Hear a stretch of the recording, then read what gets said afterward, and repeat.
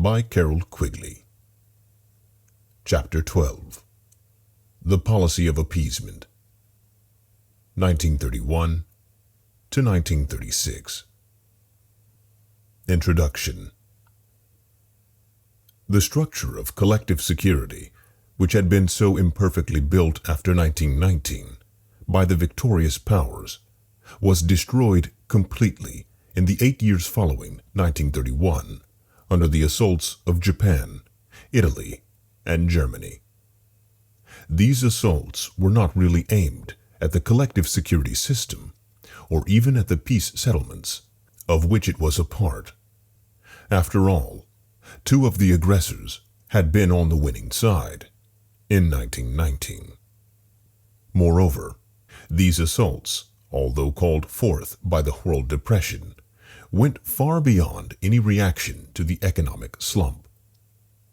From the broadest point of view, the aggressors of 1931 to 1941 were attacking the whole 19th century way of life, and some of the most fundamental attributes of Western civilization itself.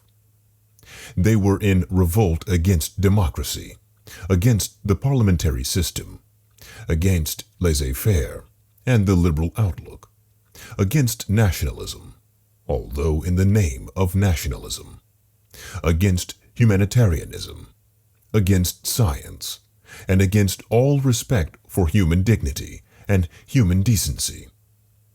It was an attempt to brutalize men into a mass of unthinking atoms whose reactions could be controlled by methods of mass communication and directed to increase the profits and power of an alliance of militarists, heavy industrialists, landlords, and psychopathic political organizers recruited from the dregs of society.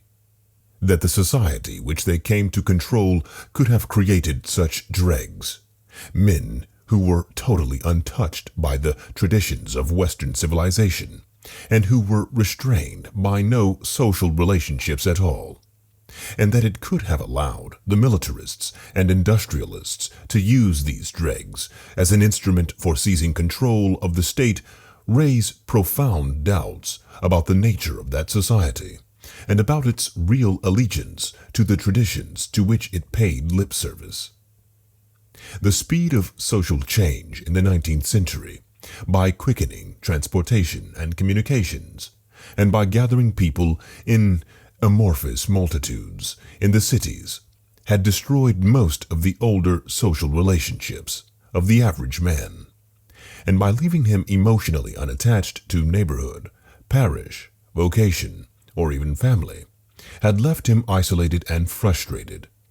The paths which the society of his ancestors had provided for the expression of their gregarious, emotional, and intellectual needs were destroyed by the speed of social change, and the task of creating new paths for expressing these needs was far beyond the ability of the average man.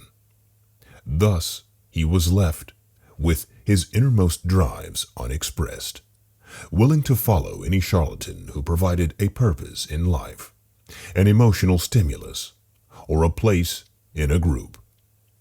The methods of mass propaganda offered by the press and the radio provided the means by which these individuals could be reached and mobilized. The determination of the militarists, landlords, and industrialists to expand their own power and extend their own interests, even to the destruction of society itself, provided the motive. The World Depression provided the occasion. The materials frustrated men in the mass. The methods, mass communications, the instrument, the psychopathic political organization, and the occasion, the depression, were all available by 1931.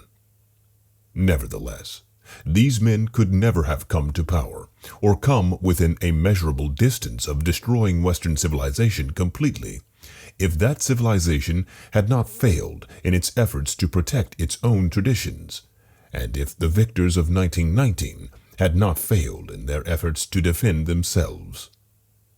The 19th century had been so successful in organizing techniques that it had almost completely lost any vision of goals. control of nature by the advance of science, increase in production by the growth of industry, the spread of literacy through universal education, the constant speed-up of movement and communications, the extraordinary rise in standards of living. All these had extended man's ability to do things without in any way clarifying his ideas as to what was worth doing.